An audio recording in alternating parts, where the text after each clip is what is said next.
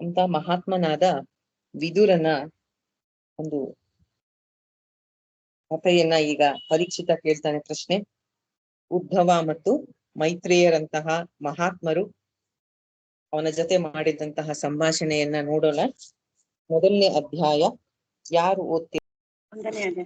ಹಿಂದಿನ ಅಧ್ಯಾಯದಲ್ಲಿ ಶೌನಕಾದಿಗಳು ಸೂತ ಪುರಾಣಿಕರನ್ನು ವಿದುರನ ಬಗ್ಗೆ ಕೆಲವು ಪ್ರಶ್ನೆಗಳನ್ನು ಕೇಳಿರುತ್ತಾರೆ. ಅದೇ ಪ್ರಶ್ನೆಯನ್ನು ಹಿಂದೆ ರಾಜ ಪರೀಕ್ಷಿತನು ಶುಕ ಮಹಾಮುನಿಗಳಿಗೆ ಕೇಳಿರುತ್ತಾನೆ. ಪರಮ ಭಕ್ತನಾದ ವಿದುರ ತನ್ನ ಬಂಧುಗಳನ್ನು ತೊರೆದು ತೀರ್ಥಯಾತ್ರೆಯನ್ನು ಯಾಕೆ ಮಾಡಿದ? ಪರಮ ಭಕ್ತನಾದ ವಿದುರ ತನ್ನ ಬಂಧುಗಳನ್ನು ತೊರೆದು ತೀರ್ಥಯಾತ್ರೆಯನ್ನು ಯಾಕೆ ಮಾಡಿದ? ಮೈತ್ರೇಯರು ಯಾವ ತತ್ವವನ್ನು ಉಪದೇಶಿಸಿದರು? ಶುಕ ಮಹಾಮುನಿಗಳು ಅದಕ್ಕೆ ಉತ್ತರವಾಗಿ, ಪರೀಕ್ಷಿತ, ನೀನು ಕೇಳಿರುವ ಪ್ರಶ್ನೆಗಳು ಹಿಂದೆ ತನ್ನ ಸುಖ ಸಮೃದ್ಧಿಯಿಂದ ಕೂಡಿದ ಮನೆಯನ್ನು ತ್ಯಜಿಸಿ ಕಾಡಿಗೆ ಹೋಗಿರುವ ವಿದುರ ಮೈತ್ರೇಯರಲ್ಲಿ ಕೇಳಿರುತ್ತಾನೆ. ವಿದುರ ಒಬ್ಬ ಶ್ರೇಷ್ಠ ಭಕ್ತ. ಸರ್ವೇಶ್ವರನಾದ ಭಗವಾನ್ ಶ್ರೀ ಕೃಷ್ಣ ಪಾಂಡವರ ದೂತನಾಗಿ ಹಸ್ತಿನಾವತಿಗೆ ಹೋಗಿದ್ದಾಗ ದುರ್ಯೋಧನನ ಅರಮನೆ ಬಿಟ್ಟು ಭಕ್ತ ಶ್ರೇಷ್ಠನಾದ ವಿದುರ ತನ್ನವನು ಅಂತ ತಿಳಿದು ಅವನು ಕರೆಯದೆ ಇದ್ದರೂ ವಿದುರನ ಮನೆಗೆ ಹೋಗಿರುತ್ತಾನೆ. ಈಗ ಪರೀಕ್ಷಿತ ಕೇಳುತ್ತಾನೆ, ಮಹಾತ್ಮರೇ, ಭಗವಾನ್ ಮೈತ್ರೇಯರೊಂದಿಗೆ ವಿದುರನ ಸಮಾಗಮ ಎಲ್ಲಿ ಆಯಿತು? ಯಾವಾಗ ಆಯಿತು ಎಂಬುದನ್ನು ತಿಳಿಸುವ ಕೃಪೆ ಮಾಡಿ. ಪ್ರಶ್ನೆ ಮಾಡಿದವನು ಮಹಾತ್ಮನಾದ ವಿದುರ, ಉತ್ತರ ಹೇಳಿದವರು ಮಹಾನುಭಾವರಾದ ಮೈತ್ರೇಯರು. ಅಂದ ಮೇಲೆ ತುಂಬಾ ಪ್ರಯೋಜನವುಳ್ಳ ಭಗವಂತನ ಸಚ್ಚರಿತ್ರೆಗಳ ಕುರಿತು ಪ್ರಶ್ನೆಯಾಗಿರುತ್ತದೆ. ಪರೀಕ್ಷಿತನ ಪ್ರಶ್ನೆಯನ್ನು ಕೇಳಿ ಶುಕ ಮಹಾಮುನಿಗಳು ಸಂತೋಷದಿಂದ ಆತನಿಗೆ ಹೇಳುತ್ತಾರೆ, ಪರೀಕ್ಷಿತನೇ, ದೃಷ್ಟಿಹೀನನಾದ ಕುರು ರಾಜ ಧೃತರಾಷ್ಟ್ರ ಅನ್ಯಾಯದಿಂದ ದುಷ್ಟರಾಗಿದ್ದ ತನ್ನ ಮಕ್ಕಳನ್ನು ಪಾಲನೆ ಪೋಷಣೆ ಮಾಡುತ್ತಾ ತಮ್ಮನ ಮಕ್ಕಳಾದ ಪಾಂಡವರನ್ನು ಅರಮನೆಗೆ ಕಳುಹಿಸಿ ಬೆಂಕಿ ಹಚ್ಚಿಸಿದನು. ತನ್ನ ಸೊಸೆಯಾದ ಮಹಾರಾಜ ಯುಧಿಷ್ಠಿರನ ಧರ್ಮಪತ್ನಿಯಾದ ದ್ರೌಪದಿಯ ತುರುಬನ್ನು ದುಶ್ಯಾಸನನು ತುಂಬಿದ ಸಭೆಯಲ್ಲಿ ಎಳೆದಾಗ ದ್ರೌಪದಿ ತುಂಬಾ ದುಃಖದಿಂದ ಕಂಬನಿಧಾರೆಯನ್ನು ಸುರಿಸುತ್ತಿದ್ದರೂ ಧೃತರಾಷ್ಟ್ರನು ನೀಚನಾಗಿದ್ದ ತನ್ನ ಪುತ್ರನ ಕೆಟ್ಟ ನಡತೆಯನ್ನು ತಡೆಯಲಿಲ್ಲ. ದುಷ್ಟ ದುರ್ಯೋಧನನು ಕಪಟ ದ್ಯೂತ ಆಡಿ ಗೆದ್ದು ಸತ್ಯಸಂಧನಾದ ಧರ್ಮನಂದನನನ್ನು ಕಾಡಿಗೆ ಕಳಿಸಿದನು. ಅವನು ಅಲ್ಲಿ 12 ವರ್ಷ ವನವಾಸ, 1 ವರ್ಷ ಅಜ್ಞಾತವಾಸವನ್ನು ಮುಗಿಸಿಕೊಂಡು ಬಂದು ನ್ಯಾಯೋಚಿತವಾದ ತನ್ನ ಭಾಗದ ರಾಜ್ಯವನ್ನು ಕೇಳಿಕೊಂಡರೂ ಮಹೋಂಧನಾಗಿ ಅಜಾತ ಶತ್ರುವಾದ ಧರ್ಮರಾಜನಿಗೆ ರಾಜ್ಯವನ್ನು ಕೊಡದೆ ತಿರಸ್ಕರಿಸಿದನು. ಧರ್ಮರಾಜನಿಂದ ಕಳಿಸಲ್ಪಟ್ಟ ಜಗದ್ಗುರು ಭಗವಾನ್ ಶ್ರೀಕೃಷ್ಣನು ಕೌರವರ ಸಭೆಯಲ್ಲಿ ಭೀಷ್ಮಾದಿ ಸತ್ಪುರುಷರಿಗೆ ಅಮೃತದಂತೆ ಇರುವ ಮಧುರವಾದ ಹಿತವಚನವನ್ನು ಹೇಳಿದನು. ಆದರೆ ಎಲ್ಲಾ ಪುಣ್ಯವನ್ನು ಕಳೆದುಕೊಂಡಿದ್ದ ಕುರು ಮಹಾರಾಜನು ಅವನ ಮಾತನ್ನು ಆಧರಿಸಲಿಲ್ಲ. ಮಂತ್ರಾಲೋಚನೆ ಮತ್ತು ಸಲಹೆಗಾಗಿ ವಿದುರನನ್ನು ಧೃತರಾಷ್ಟ್ರನು ಬರಮಾಡಿಕೊಂಡನು. ವಿದುರ ಧೃತರಾಷ್ಟ್ರನ ಅರಮನೆಗೆ ಹೋದನು. ಅಣ್ಣ ಧೃತರಾಷ್ಟ್ರ ಕೇಳಿದಾಗ ಮಂತ್ರಿಗಳಲ್ಲಿ ಶ್ರೇಷ್ಠನಾದ ಮಹಾತ್ಮ ವಿದುರನು ನುಡಿದ ಮಂತ್ರಾಲೋಚನೆಯ ನೀತಿಗಳನ್ನು ಶಾಸ್ತ್ರಜ್ಞರು ವಿದುರ ನೀತಿ ಎಂದು ಕರೆಯುತ್ತಾರೆ. ವಿದುರ ಈ ರೀತಿ ಹೇಳಿದನು, ಅಣ್ಣ, ಅಜಾತ ಶತ್ರುವಾದ ಯುಧಿಷ್ಠಿರನಿಗೆ ನೀನು ಆತನ ಹಕ್ಕಿನ ರಾಜ್ಯವನ್ನು ಕೊಟ್ಟು ಬಿಡು. ಅವನು ಸಹಿಸಲು ಯೋಗ್ಯವಲ್ಲದ ಅಪರಾಧವನ್ನೆಲ್ಲ ಸಹಿಸಿಕೊಂಡಿದ್ದಾನೆ. ಭೀಮಸೇನ ಮತ್ತು ಅವನ ಮಿಕ್ಕ ತಮ್ಮಂದಿರು ಸೇಡು ತೀರಿಸಿಕೊಳ್ಳಲು ಕ್ರೋಧದಿಂದ ಕಾಯುತ್ತಿದ್ದಾರೆ. ಬ್ರಾಹ್ಮಣರಿಗೂ ದೇವತೆಗಳಿಗೂ ಆರಾಧ್ಯ ದೇವನಾದ ಭಗವಾನ್ ಶ್ರೀಕೃಷ್ಣನು ಪಾಂಡವರನ್ನು ತನ್ನವರನ್ನಾಗಿಸಿಕೊಂಡು ಕಾಪಾಡುತ್ತಿದ್ದಾನೆ. ಯಾದವ ವೀರರ ಆರಾಧ್ಯ ದೇವನಾದ ಶ್ರೀಕೃಷ್ಣನು ಈಗ ತನ್ನ ರಾಜಧಾನಿ ದ್ವಾರಕೆಯಲ್ಲಿ ಇದ್ದಾನೆ. ಆದ್ದರಿಂದ ನೀನು ಪಾಂಡವರೊಂದಿಗೆ ವಿರೋಧ ಕಟ್ಟಿಕೊಳ್ಳಬೇಡ. ಕೃಷ್ಣ ಭೂಮಿಯಲ್ಲಿರುವ ರಾಜಾದಿರಾಜರನ್ನೆಲ್ಲ ಸೋಲಿಸಿರುವ ಅಜಿತನಾದ ಸ್ವಾಮಿ. ಯಾವನನ್ನು ತನ್ನ ಪುತ್ರನೆಂದು ತಿಳಿದು ಆತನ ಮಾತುಗಳಿಗೆಲ್ಲ ನೀನು ಓಗೊಟ್ಟು ಪೋಷಿಸುತ್ತಿರುವೆಯೋ ಆ ದುರ್ಯೋಧನನಾದರೋ ದೋಷಗಳೇ ಮೂರ್ತಿವೆತ್ತಂತೆ ನಿನ್ನ ಅರಮನೆಯನ್ನು ಹೊಕ್ಕಿ ಕುಳಿತಿರುವನು. ಸರ್ವಭೂತ ಸಹೃದನಾದ ಭಗವಾನ್ ಶ್ರೀ ಕೃಷ್ಣನಲ್ಲಿ ದ್ವೇಷ ಬುದ್ಧಿಯಿಂದ ಕೂಡಿರುವ ದುರ್ಯೋಧನನನ್ನು ಪೋಷಿಸುತ್ತಿರುವ ನೀನು ನಿನ್ನ ಭಾಗ್ಯವನ್ನು ಕಳೆದುಕೊಂಡಿರುವೆ. ಆದ್ದರಿಂದ ನೀನು ನಿನ್ನ ಕುಲದ ಕುಶಲವನ್ನು ಬಯಸುವೆಯಾದರೆ ಈ ದುಷ್ಟನನ್ನು ಕೂಡಲೇ ತೊರೆದು ಬಿಡು. ಈ ರೀತಿಯಾಗಿ ವಿದುರ ಧೃತರಾಷ್ಟ್ರನಿಗೆ ಸಲಹೆಯನ್ನು ಕೊಡುತ್ತಾನೆ. ಸತ್ಪುರುಷರಿಗೆ ಪ್ರಿಯವಾದ ವಿದುರನ ಈ ಮಾತುಗಳನ್ನು ಕೇಳಿ ಕರ್ಣ, ದುಶ್ಯಾಸನ, ಶಕುನಿ ಇವರುಗಳಿಂದ ಕೂಡಿದ ದುರ್ಯೋಧನನು ಕ್ರೋಧದಿಂದ ಕಿಡಿಕಿಡಿಯಾದನು. ಸಿಟ್ಟಿನಿಂದ ಅವನ ತುಟಿಗಳು ಅದುರುತ್ತಿತ್ತು. ಅವನು ವಿದುರನನ್ನು ತಿರಸ್ಕರಿಸುತ್ತಾ, ಈ ವಕ್ರಬುದ್ಧಿಯ ದಾಸಿಪುತ್ರನನ್ನು ಇಲ್ಲಿಗೆ ಕರೆಸಿದವರು ಯಾರು? ನಮ್ಮ ಮನೆಯಲ್ಲೇ ಕೂಳನ್ನು ತಿಂದು ಬೆಳೆದು ನಮಗೆ ವಿರೋಧಿಯಾಗಿ ಶತ್ರುಗಳ ಹಿತವನ್ನು ಬಯಸುತ್ತಿರುವ ಈ ನೀಚನನ್ನು ಕೊಲ್ಲದೆ ನಮ್ಮ ನಗರದಿಂದ ಹೊರಕ್ಕೆ ಹಾಕಿರಿ ಎಂದು ದುರ್ಯೋಧನನು ಹೇಳಿದನು. ಕಿವಿಗಳಿಗೆ ಶೂಲದಂತೆ ಇರುವ ಮರ್ಮ ಭೇದಕವಾದ ಮಾತುಗಳನ್ನು ವಿದುರನು ಅಣ್ಣನ ಎದುರಿನಲ್ಲೇ ಕೇಳಬೇಕಾಯಿತು. ಆದರೆ ಮಂತ್ರಿ ಶ್ರೇಷ್ಠನಾದ ವಿದುರನು ಅವುಗಳಿಂದ ಬೇಸರಗೊಳ್ಳದೆ ಭಗವಂತನ ಮಾಯೆಯು ಬಹಳ ಪ್ರಬಲವಾದದ್ದು ಎಂದು ಭಾವಿಸಿ ತನ್ನ ಬಲಿಷ್ಠವಾದ ಧನಸ್ಸನ್ನು ತನ್ನ ರಾಜ್ಯದ್ವಾರದಲ್ಲಿ ಬಿಟ್ಟು ತನ್ನ ಹಸ್ತಿನಾವತಿಯಿಂದ ಹೊರಟು ಹೋದನು. ವಿದುರನಂತಹ ಮಹಾತ್ಮನು ಅವರ ಪುಣ್ಯದ ಫಲವಾಗಿಯೇ ದೊರಕಿದ್ದನು. ಅವನು ಹೊರಡಲು ಕೌರವರ ಭಾಗ್ಯವೇ ಅವನೊಡನೆ ಹೋದಂತಾಯಿತು. ಆ ಮಹಾತ್ಮನು ಪುಣ್ಯ ಸಂಪಾದನೆಗಾಗಿ ಭೂಮಂಡಲದಲ್ಲಿ ತೀರ್ಥಕ್ಷೇತ್ರಗಳನ್ನು ಸಂಚರಿಸಲು ತೊಡಗಿದನು. ವಿದುರನು ಪುಣ್ಯಕ್ಷೇತ್ರಗಳಲ್ಲೂ ಪವಿತ್ರ ವನಗಳಲ್ಲೂ ನಿರ್ಮಲವಾದ ನದಿ ಸರೋವರಗಳಲ್ಲಿ ಏಕಾಏಕಿಯಾಗಿ ಸಂಚರಿಸುತ್ತಿದ್ದನು. ತನ್ನನ್ನು ಯಾರು ಗುರುತಿಸಬಾರದೆಂದು ಅವಧೂತ ವೇಷದಲ್ಲಿಯೇ ಸಂಚರಿಸುತ್ತಿದ್ದನು. ಶರೀರಕ್ಕೆ ಅಲಂಕಾರ ಮಾಡಿಕೊಳ್ಳದೆ ಶುದ್ಧವಾದ ಸಾತ್ವಿಕವಾದ ಆಹಾರವನ್ನೇ ಭಗವಂತನ ಪ್ರಸಾದ ಎಂದು ಸ್ವೀಕರಿಸುತ್ತಿದ್ದನು. ಬರೀ ನೆಲದಲ್ಲೇ ಮಲಗುತ್ತಾ ತೀರ್ಥಗಳಲ್ಲಿ ಸ್ನಾನ ಮಾಡುತ್ತಾ ಶ್ರೀ ಭಗವಂತನನ್ನು ಸಂತೋಷ ಪಡಿಸುವಂತಹ ವ್ರತಗಳನ್ನು ಆಚರಿಸುತ್ತಾ ಶುದ್ಧವಾದ ಜೀವನವನ್ನು ನಿರ್ವಹಿಸುತ್ತಿದ್ದನು. ಹೀಗೆ ವಿದುರ ಭರತ ವರ್ಷದಲ್ಲೆಲ್ಲ ಸಂಚರಿಸುತ್ತಾ ಪ್ರಭಾಸ ಕ್ಷೇತ್ರಕ್ಕೆ ಬಂದನು. ಆ ವೇಳೆಗೆ ಭಗವಾನ್ ಶ್ರೀ ಕೃಷ್ಣನ ಸಹಾಯದಿಂದ ಕುರುಕ್ಷೇತ್ರ ಯುದ್ಧ ಮುಗಿದು ಯುಧಿಷ್ಠಿರನು ಅಖಂಡ ಭೂಮಂಡಲದ ಏಕ ಚಕ್ರಾಧಿಪತಿಯಾಗಿ ರಾಜ್ಯವಾಳುತ್ತಿದ್ದನು. ತನ್ನ ಬಂಧು ಮಿತ್ರರು ತಮ್ಮ ಕಲಹದಿಂದ ಪರಸ್ಪರ ಹೊಡೆದಾಡಿ ನಾಶವಾದ ಸಮಾಚಾರ ವಿದುರನಿಗೆ ಅಲ್ಲೇ ತಿಳಿಯಿತು. ಇದನ್ನು ಕೇಳಿ ದುಃಖಿಸುತ್ತಾ ಮೌನವಾಗಿ ಸರಸ್ವತಿ ನದಿ ತೀರವನ್ನು ತಲುಪಿದನು. ಭಗವಾನ್ ವಿಷ್ಣುವಿನ ಮಂದಿರಗಳನ್ನು ಸಂದರ್ಶಿಸುತ್ತಾ ಅವುಗಳ ಶಿಖರದಲ್ಲಿ ಭಗವಂತನ ಆಯುಧ ಶ್ರೇಷ್ಠವಾದ ಸುದರ್ಶನ ಚಕ್ರ ಅಲಂಕೃತವಾಗಿದ್ದು ದರ್ಶನ ಮಾತ್ರದಿಂದಲೇ ಕೃಷ್ಣನ ಸ್ಮರಣೆಯಾಗುವಂತಹ ದಿವ್ಯ ಮಂದಿರಗಳನ್ನು ಸೇವಿಸಿದನು. ಅವನು ಹೀಗೆ ದೇಶದಲ್ಲಿ ಸಂಚರಿಸುತ್ತಾ ಕೆಲವೇ ದಿನಗಳಲ್ಲಿ ಯಮುನಾ ನದಿ ತೀರಕ್ಕೆ ಹೋದಾಗ ಅಲ್ಲಿ ಪರಮ ಭಕ್ತನಾದ ಭಾಗವೋತ್ತಮನಾದ ಉದ್ಧವನ ಸಂದರ್ಶನ ಆಯಿತು. ಆ ಉದ್ಧವನಾದರೂ ಭಗವಂತ ವಾಸುದೇವನ ಪ್ರಖ್ಯಾತ ಸೇವಕನು, ಪ್ರಶಾಂತ ಸ್ವಭಾವ ಉಳ್ಳವನು. ವಿದುರನು ಅವನನ್ನು ನೋಡುತ್ತಲೇ ಪ್ರೀತಿಯಿಂದ ಆಲಂಗಿಸಿಕೊಂಡನು. ಮತ್ತೆ ಭಗವಂತನಾದ ಕೃಷ್ಣನ ಮತ್ತು ಅವನ ಆಶ್ರಿತರಾದ ಸ್ವಜನರ ಕುರಿತು ಕ್ಷೇಮ ಸಮಾಚಾರವನ್ನು ಕೇಳಿದನು. ಕೃಷ್ಣ, ಬಲರಾಮ, ವಾಸುದೇವ, ಉಗ್ರಸೇನ, ಕೃಷ್ಣನ ಮಕ್ಕಳಾದ ಪ್ರದ್ಯುಮ್ನ, ಸಾಂಬ ಎಲ್ಲರ ಆರೋಗ್ಯ ಕ್ಷೇಮವನ್ನು ವಿದುರನು ವಿಚಾರಿಸಿದನು. ಮುಂದುವರೆದು ವಿದುರನು ಪಾಂಡವರ ಮತ್ತು ಕುಂತಿದೇವಿಯ ಕ್ಷೇಮ ಸಮಾಚಾರವನ್ನು ಕೇಳಿದನು. ಅಧಃಪತನ ಹೊಂದಿರುವ ಧೃತರಾಷ್ಟ್ರನ ಬಗ್ಗೆ ವಿದುರನಿಗೆ ದುಃಖ ಉಂಟಾಯಿತು. ದುಷ್ಟರಾದ ತನ್ನ ಪುತ್ರರ ಎಲ್ಲಾ ಕೆಲಸಗಳಲ್ಲಿಯೂ ಹೂಗುಟ್ಟುತ್ತಾ ಹಿತಚಿಂತಕನಾದ ನನ್ನನ್ನು ನಗರದಿಂದ ಹೊರಕ್ಕೆ ಹಾಕಿಸಿದ್ದನ್ನು ನೆನೆಸಿಕೊಂಡು ನನಗೆ ದುಃಖವಾಗಲಿ ಆಶ್ಚರ್ಯವಾಗಲಿ ಇಲ್ಲ. ಜಗತ್ತನ್ನು ಸೃಷ್ಟಿಸಿ ಧರಿಸಿಕೊಂಡಿರುವ ಭಗವಾನ್ ಶ್ರೀ ಕೃಷ್ಣನೇ ಎಲ್ಲಾ ಲೀಲೆಗಳನ್ನು ನಡೆಸಿ ಜನರ ಮನೋವೃತ್ತಿಗಳನ್ನು ಭ್ರಮಿಸಿ ಬಿಟ್ಟಿರುವನು ಎಂದು ನನಗೆ ತಿಳಿದಿದೆ ಎಂದು ಹೇಳಿದನು. ಆದ್ದರಿಂದ ವಿದುರನು ಭಗವಂತನ ಮಹಿಮೆಗಳನ್ನು ನೋಡುತ್ತಾ ಬೇರೆಯವರ ದೃಷ್ಟಿಯಿಂದ ದೂರ ಉಳಿದು ಆನಂದವಾಗಿ ತೀರ್ಥಯಾತ್ರೆ ಮಾಡುತ್ತಾ ಸಂಚರಿಸುತ್ತಿದ್ದನು. ಕೌರವರು ತುಂಬಾ ಅಪರಾಧಗಳನ್ನು ಮಾಡಿದ್ದರು.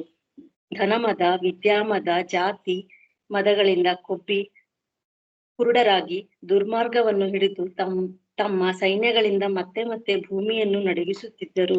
ಅಂತಹ ದುಷ್ಟ ರಾಜರನ್ನು ಭಗವಂತನು ನಾಶ ಮಾಡಿ ತನಗೆ ಶರಣಾಗತರಾದವರ ದುಃಖವನ್ನು ದೂರ ಮಾಡಿದನು.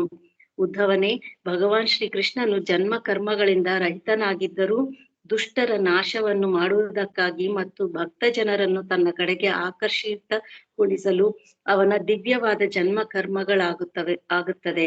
ಎಲೆ ವಿತ್ರರಾದ ಉದ್ಧವನೇ, ಜನ್ಮರಹಿತನಾಗಿದ್ದರೂ ತನ್ನಲ್ಲಿ ಶರಣು ಬಂದ ಸಮಸ್ತರಿಗೂ ತನ್ನ ಅನುಶಾಸನಕ್ಕೆ ವಿಧೇಯರಾಗಿ ನಡೆಯುವ ತನ್ನ ಭಕ್ತರಿಗೂ ಪ್ರಿಯವನ್ನುಂಟು ಮಾಡುವುದಕ್ಕಾಗಿ ಯದುಕುಲದಲ್ಲಿ ಅವತರಿಸಿದ ಪವಿತ್ರ ಕೀರ್ತಿಯುಳ್ಳ ಶ್ರೀಕೃಷ್ಣ ಸಮಾಚಾರವನ್ನು ನನಗೆ ತಿಳಿಸು ಎಂದು ವಿದುರನು ಉದ್ಧವನನ್ನು ಕೇಳುತ್ತಾನೆ. ಇಲ್ಲಿಗೆ 3ನೇ ಸ್ಕಂದದ 1ನೇ ಅಧ್ಯಾಯ ಮುಕ್ತಾಯವಾಯಿತು. ಕೃಷ್ಣಾರ್ಪಣಮಸ್ತು. ಬೇರೆಯವರೆಲ್ಲ ಹೇಳಿ.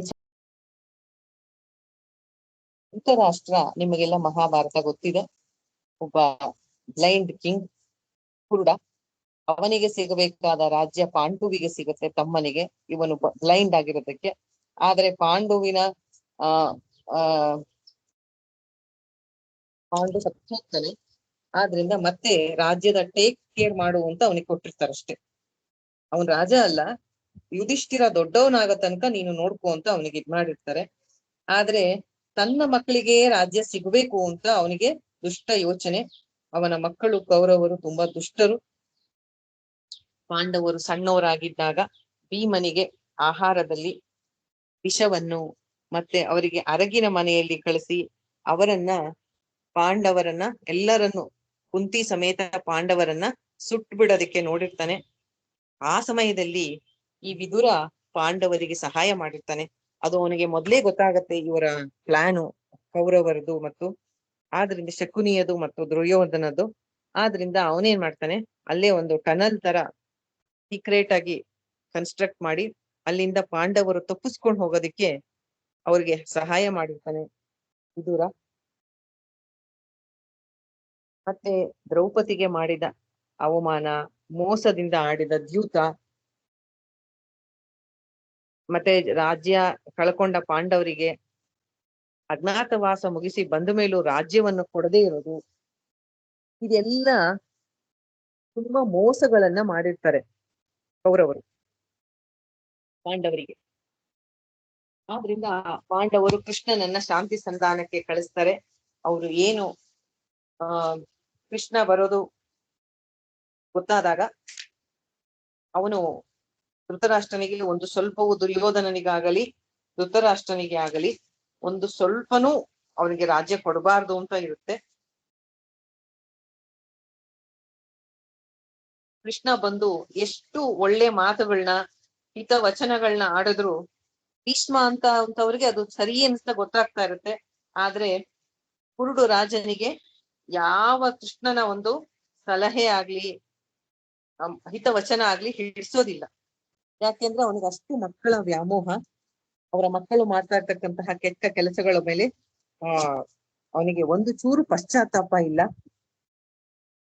ಅವನೇನ್ ಮಾಡ್ತಾನೆ, ಕೃಷ್ಣ ಎಷ್ಟು ಹೇಳ್ತಾನೆ ರಾಜ್ಯ ಅವ್ರಿಗೆ 5 ಹಳ್ಳಿನಾರು ಕೊಡು ಅಂತ, ಅದನ್ನು ಕೊಡೋದಿಲ್ಲ. ಅವರು ವಿನಾಶಕಾಲೆ ವಿಪರೀತ ಬುದ್ಧಿ ಅಂತಾರಲ್ಲ, ಹಾಗೆ ಕೌರವರು.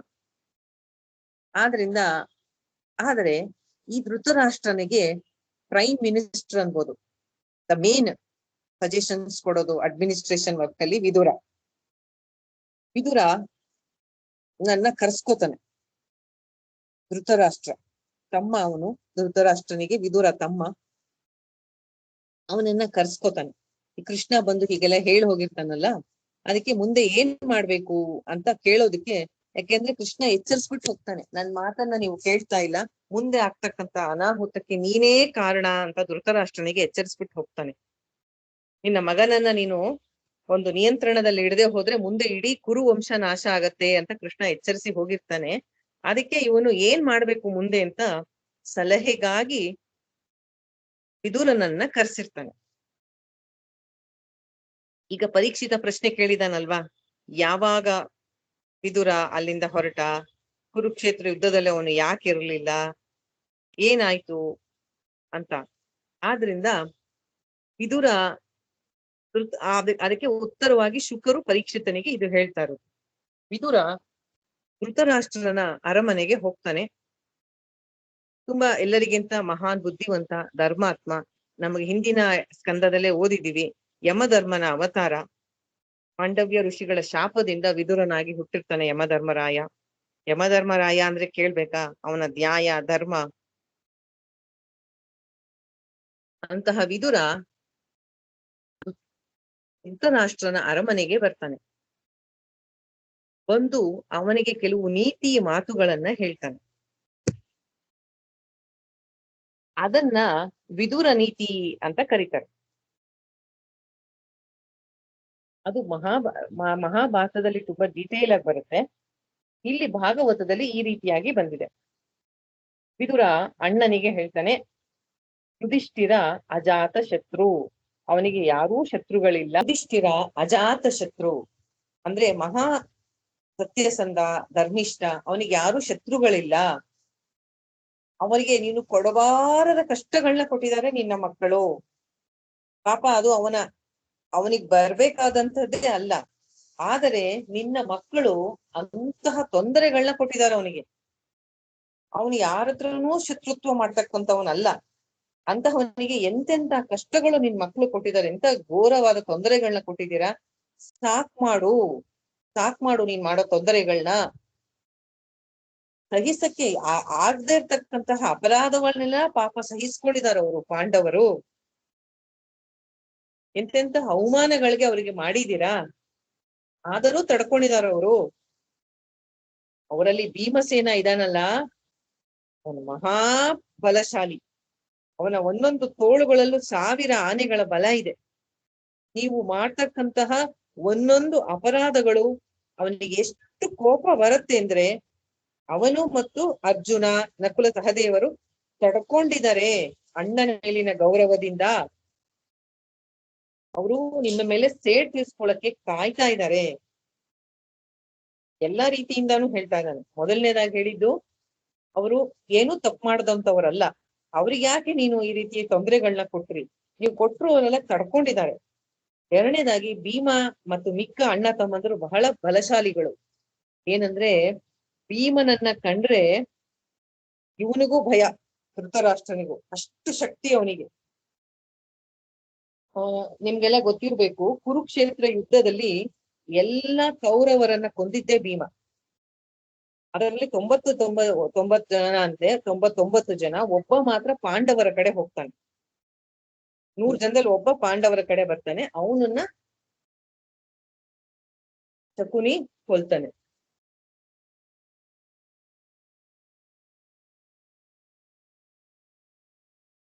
ಆಮೇಲೆ ಎಲ್ಲದಕ್ಕಿಂತ ಮುಖ್ಯವಾಗಿ ಶ್ರೀಕೃಷ್ಣ ಅವರನ್ನ ಕಾಪಾಡ್ತಾ ಇದ್ದಾನೆ. ತನ್ನವರೂ ಅನ್ಕೊಂಡು ಪಾಂಡವರನ್ನ ಕಾಪಾಡ್ತಾ ಇದ್ದಾನೆ ಪರಮಾತ್ಮ. ಶ್ರೀಕೃಷ್ಣ ಯಾದವ ಕುಲದಲ್ಲೇ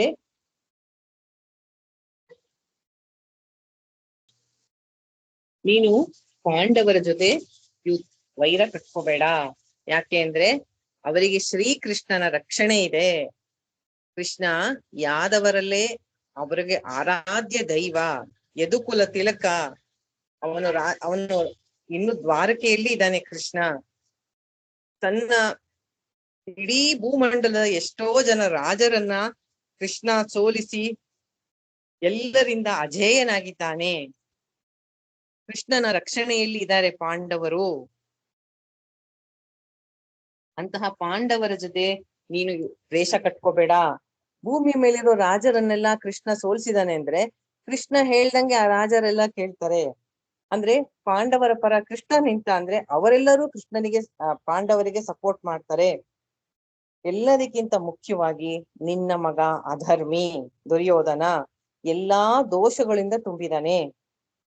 ಅವನು ಹುಟ್ಟದಾಗೆ ಹೇಳಿರ್ತಾರೆ ವ್ಯಾಸರು, ನಿನ್ನ ಇಡೀ ಕುಲವನ್ನ ನಾಶ ಮಾಡ್ತಾನೆ, ಇವನನ್ನ ತೊರೆದು ಬಿಡು ಅಂತ ದುರ್ಯೋಧನನ್ನ.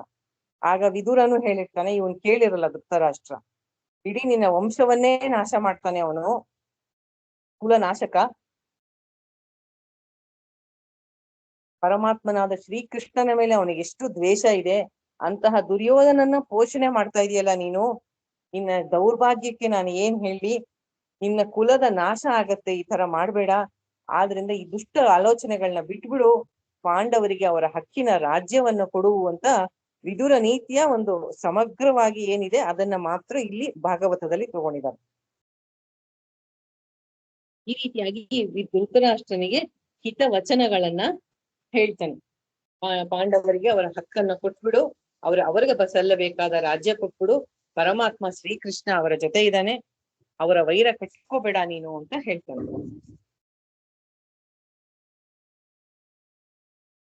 ತನ್ನ ಅಣ್ಣನಿಗೆ ತಮ್ಮನಾಗಿ ಮತ್ತು ರಾಜ್ಯಕ್ಕೆ ಮುಖ್ಯ ಮಂತ್ರಿಯಾಗಿ ಆ ರೀತಿಯಾಗಿ ಹೇಳ್ತಾನೆ. ಯಾರೇ ಒಂದು ಸಜ್ಜನರಿಗೆ ಇಂತಹ ಪ್ರಿಯನಾದ ವಿದುರನ ಒಂದು ಹಿತವಚನ ಕೃಷ್ಣನ ತರನೆ ನಮಗೆ ಒಳ್ಳೇದಾಗ್ಲಿ ಅಂತ ಒಂದು ಒಳ್ಳೆ ಮಾತನ್ನ ಹೇಳಿದಾಗ ಆ ಮಾತನ್ನ ಕೇಳಿ ಎಂತಹವ್ರಿಗೆ ಆಗ್ಲಿ ಸಂತೋಷ ಆಗ್ಬೇಕಾಗಿತ್ತು. ನನಗೆ ಎಂತ ಕನ್ಫ್ಯೂಸ್ಡ್ ಸ್ಟೇಟ್ ಅಲ್ಲಿ ಇದ್ದಾಗ ಇವನ್ ಗೈಡ್ ಮಾಡದ್ನಲ್ಲ ಅಂತ.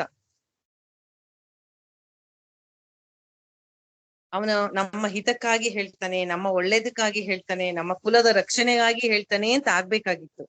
ಆದರೆ ವಿದುರನ ಯಾವ ಮಾತು ಕರ್ಣ, ದುಶ್ಯಾಸನ, ಶಕುನಿ, ದುರ್ಯೋಧನ ಇವರುಗಳಿಗೆ ಹಿಡ್ಸಲ್ಲ. ಅವರಿಗೆ ತುಂಬಾ ಕೋಪ ಬಂದ್ಬಿಡುತ್ತೆ. ಯಾವಾಗ್ಲೂ ಇಬ್ರು ದೊಡ್ಡವರು ಮಾತಾಡ್ತಾ ಇರ್ಬೇಕಾದ್ರೆ ಮಧ್ಯದಲ್ಲಿ ಚಿಕ್ಕವರು ಮಾತಾಡಬಾರ್ದು. ಈಗ ಧೃತರಾಷ್ಟ್ರ ವಿದುರ ಮಾತಾಡ್ತಾ ಇದ್ದಾರೆ, ಈ ದುರ್ಯೋಧನ ಮಧ್ಯ ಬಂದ್ಬಿಟ್ಟು ತುಂಬಾ ಅದು ಅಹಂಕಾರದಿಂದ ಮಾತಾಡ್ತಾನೆ. ಏನಂತ ಅಂತಾನೆ, ಈ ವಕ್ರ ಬುದ್ಧಿಯ ದಾಸಿ ಪುತ್ರ ಅಂತ ಹೇಳ್ತಾನೆ. ಎಷ್ಟು ದೊಡ್ಡವರು ಚಿಕ್ಕಪ್ಪ ಅವರು, ಯಾವಾಗಲೂ ದಾಸಿ ಪುತ್ರ ಅಂತ ಅವ್ರನ್ನ ಪಾಪ ಅವನು ಹಂಗೆ ಸಂಬೋಧನೆ ಮಾಡ್ತಾ ಇರ್ತಾನೆ. ಇವನನ್ನ ಯಾಕೆ ಕರೆಸ್ದೆ ನೀನು ಯಾತಕ್ ಬಂದೆ?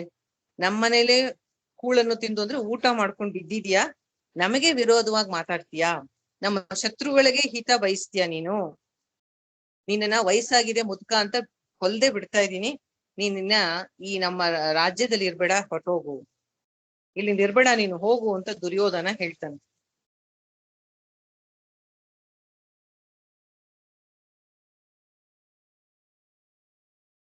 ನಿನಗೆ ಏಜ್ ಆಗಿದೆ ಅಂತ ಬಿಡ್ತಾ ಇದ್ದೀನಿ ಅಷ್ಟೇ, ಇಲ್ಲೇ ನೀನನ್ನು ಕೊಂದು ಬಿಡ್ತಾ ಇದ್ದೆ ನಾನು, ಗೆಟ್ ಔಟ್ ಅಂತ ಹೇಳ್ತಾನೆ. ಧೃತರಾಷ್ಟ್ರನ ಕಡೆ ನೋಡ್ತಾನೆ ವಿದುರ. ತುಂಬಾ ಅವನ ಮನಸ್ಸಿಗೆ ಎಂಥ ಮಾತಾಡ್ತಾ ಇದ್ದಾನಲ್ಲ ದುರ್ಯೋಧನ ದೊಡ್ಡವ್ರಿಗೆ ಅಂತ ಮನಸ್ಸಿಗೆ ಅವನಿಗೆ ದುರ್ಯೋಧನ ಮಾತು ಈ ತರ ಇದ್ದಿದ್ದನ್ನ ಧೃತರಾಷ್ಟ್ರನ ಕಡೆ ನೋಡ್ತಾನೆ. ಧೃತರಾಷ್ಟ್ರ ಸೈಲೆಂಟ್ ಆಗಿರ್ತಾನೆ, ಏನೂ ಮಗನ ಮಾತನ್ನ ಅಪೋಸ್ ಮಾಡಲ್ಲ ಅವನು. ಅಂದ್ರೆ ಏನರ್ಥ? ಮೌನಂ ಸಮ್ಮತಿ ಲಕ್ಷಣಂ. ಸೊ ವಿದುರ ಅಲ್ಲಿಂದ ಹೊರಡ್ಬೇಕಾಗತ್ತೆ. ಅಣ್ಣನ ಎದುರಿಗೆ ಅವನ ಮಗ ಈ ರೀತಿಯಾಗಿ ಮಾತಾಡ್ತಾ ಇದ್ರು ಅಣ್ಣ ಏನು ಮಾತಾಡದೇ ಇರೋದು ನೋಡಿ ಅವನಿಗೆ ತುಂಬಾ ಮನಸ್ಸಲ್ಲಿ ಅನ್ಕೋತಾನೆ, ಎಲ್ಲ ಭಗವಂತನ ಮಹಿಮೆ ಅಂತ. ತುಂಬಾ ಶ್ರೇಷ್ಠನಾದ ಧರ್ಮಾತ್ಮ ವಿದುರ, ಇದು ಭಗವಂತನ ಮಾಯೆ ಬಹಳ ಪ್ರಬಲವಾಗಿದೆ ಅಂತ ತಿಳ್ಕೊಂಡು ತನ್ನ ಧನಸ್ಸು ಮತ್ತು ಬಿಲ್ಲು ಬಾಣವನ್ನ ರಾಜ್ಯದ ದ್ವಾರದಲ್ಲಿಯೇ ಬಿಟ್ಟು ಹೋಗ್ತಾನೆ ಅಂತ ಇದೆ. ಈ ತರಹದ ಒಂದು ಸೇಮ್ ಸಿಚುವೇಶನ್ ಇನ್ನೆಲ್ಲಿ ನೋಡ್ತೀವಿ ನಾವು? ಇದೇ ತರ ವಿದುರ ಬುದ್ಧಿ ಹೇಳಕ್ ಹೋದ, ದುರ್ಯೋಧನ ಧೃತರಾಷ್ಟ್ರ ಅವನಿಗೆ ಬೈದು ಓಡಿಸಿದ್ರು, ರಾಜ್ಯ ಬಿಟ್ಟು ಹೋಗು ಅಂತ. ಇದೇ ತರ ಇನ್ನೊಬ್ಬ ತಮ್ಮ ಅಣ್ಣನಿಗೆ ಬುದ್ಧಿ ಹೇಳಿರ್ತಾನೆ. ಯಾವಾಗ? ಯಾವುದರಲ್ಲಿ? ವಿಭೀಷಣ ರಾವಣನಿಗೆ ಹೇಳೋದು. ಕರೆಕ್ಟ್. ಇದೇ ತರ ಮಾಡಿರ್ತಾನಲ್ಲ ರಾವಣ ಕಾಲಿಂದ ಅವನ ಎದೆ ಗೊತ್ತಾನೆ ವಿಭೀಷಣನ್ಗೆ ಎದೆ ಓದಿತಾನೆ ರಾವಣ. ಅದೇ ತರ ಇಲ್ಲಿ ಎಷ್ಟು ದೊಡ್ಡವರು ವಿದುರ, ಅಂತಹವರಿಗೆ ಅವನು ಹಾಗೆ ಮಾತಾಡ್ತಾನೆ ದುರ್ಯೋಧನ. ಆದ್ರೂ ಧೃತರಾಷ್ಟ್ರ ಸುಮ್ಮನೆ ಇರ್ತಾನೆ. ತುಂಬಾ ಭಗವಂತನ ಮಾಯೆ ಬಿಡು, ಇದು ಎಷ್ಟು ಪ್ರಬಲವಾಗಿದೆ ಅಂತ ಅನ್ಕೋತಾನ ಅವನು ಮಹಾತ್ಮ ವಿದುರ. ಅನ್ಕೊಂಡು ರಾಜ್ಯದಿಂದ ಅವನು ಹೊರಡ್ಲೇಬೇಕಾಗತ್ತೆ. ಯಾಕೆಂದ್ರೆ ರಾಜ್ಯ ಧೃತರಾಷ್ಟ್ರ, ಅವನ ಮಕ್ಕಳು ಅವರ ಅಧೀನದಲ್ಲಿದೆ, ಅವ್ರು ಹೇಳ್ದಂಗೆ ಇವ್ನು ಕೇಳಲೇಬೇಕಾಯ್ತು. ಅದ್ರಿಂದ ಅವನು ಹೊರಡ್ಲೇಬೇಕಾಯ್ತು ಅಲ್ಲಿಂದ. ಇವನು ಯಾಕೆ ಹೊರಟ ಅಂತ ಪರೀಕ್ಷಿತ ಪ್ರಶ್ನೆ ಕೇಳ್ದ ಅಲ್ವಾ, ಅದಕ್ಕೆ ಹೊರಡ್ಲೇಬೇಕಾಯ್ತು. ಆದ್ರೆ ಅದೆಲ್ಲ ಸರಿ, ಯಾಕೆ ಬಿಲ್ಲು ಬಾಣನ ಯಾಕೆ ಅಲ್ಲಿ ಬಿಟ್ಬಿಟ್ಟು ಹೋದ? ಅಂದ್ರೆ ಅವನು ನನ್ ರಾಜ್ಯದಿಂದ ಹೊರಡು ಅಂದ ತಕ್ಷಣ ಹೋಗಿ ಪಾಂಡವರ ಕಡೆ ನಾನು ಸೇರ್ಕೊಳ್ಳಲ್ಲ, ಪಕ್ಷಾಂತರ ಮಾಡೋದಿಲ್ಲ, ನಾನು ಈ ರಾಜ್ಯಕ್ಕೆ ನಿಷ್ಠನಾಗಿರ್ತೀನಿ. ಆದರೆ ಈ ಅಣ್ಣ ತಮ್ಮನ ಅಂತಃ ಕಲಹ ಇದೆಯಲ್ಲ, ಇದಕ್ಕೆ ನಾನು ಯಾವ ರೀತಿನೂ ಸಪೋರ್ಟ್ ಮಾಡಲ್ಲ.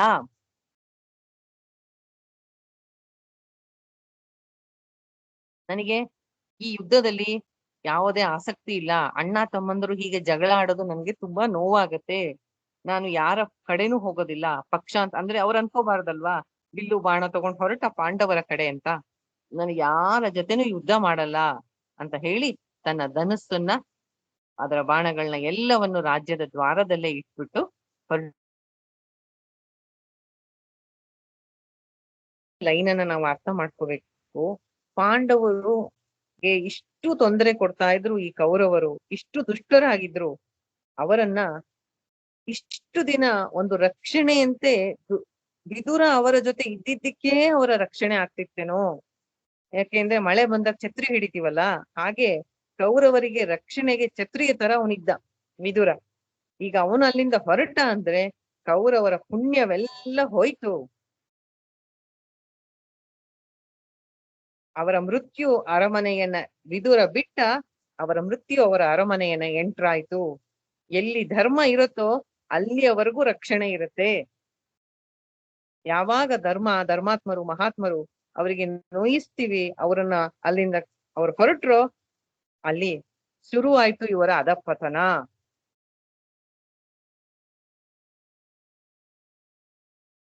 ಮಳೆ ಬಂದಾಗ ಛತ್ರಿ ಹಿಡಿತೀವಲ್ಲ, ಹಂಗೆ ನೆನಿಬಾರ್ದು ಅಂತ ಹಂಗೆ ಇವ್ರು ಮಾಡ್ತಾ ಇರ್ತಕ್ಕಂತಹ ಎಲ್ಲ ಕುಕೃತ್ಯಗಳಿಗೂ ಪಾಪದ ಮೂಟೆ ಬೆನ್ ಹತ್ಕೊಂಡಿತ್ತು. ಆದರೆ ವಿದುರ ಅನ್ನೋಕ್ಕಂತಹ ಒಂದು ಧರ್ಮದ ಛತ್ರಿ ಅವರನ್ನ ರಕ್ಷಣೆ ಮಾಡ್ತಿತ್ತು. ಅವನು ಹೊರಟ ಅರಮನೆ ಬಿಟ್ಟು ಇವರ ಎಲ್ಲ ಇಷ್ಟು ದಿನ ಮಾಡಿದಂತಹ ಎಲ್ಲ ಪಾಪ ಕರ್ಮಗಳಿಗೆ ಫಲ ಸಿಗುವಂತ ಸಮಯ ಬಂತು ಕೌರವರಿಗೆ. ಏನ್ ಮಾಡ್ದ ಈ ವಿದುರ? ಎಲ್ಲಿಗೆ ಹೋದ?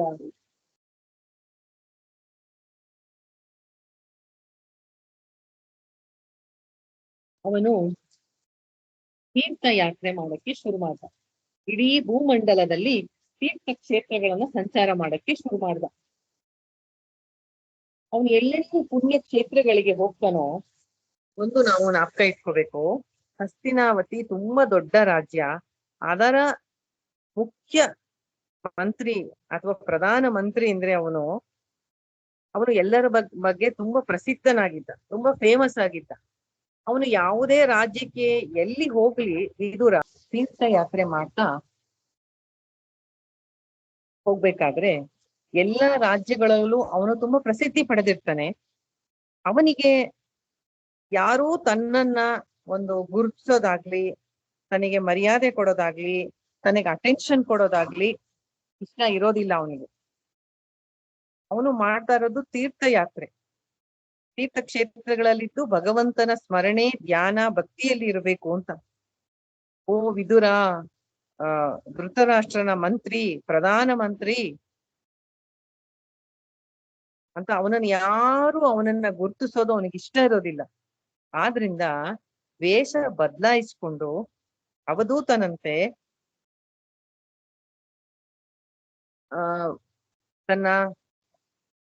ತಾನೊಬ್ಬ ಮಂತ್ರಿ, ತನಗೆ ಒಂದು ಗೌರವ, ಆದರ, ರೆಕಗ್ನಿಷನ್ ಏನೂ ಬೇಡ, ಆ ರೀತಿಯಾಗಿ ತೀರ್ಥಯಾತ್ರೆಯನ್ನ ಮಾಡ್ಬೇಕು ಅಂತ ಅವನು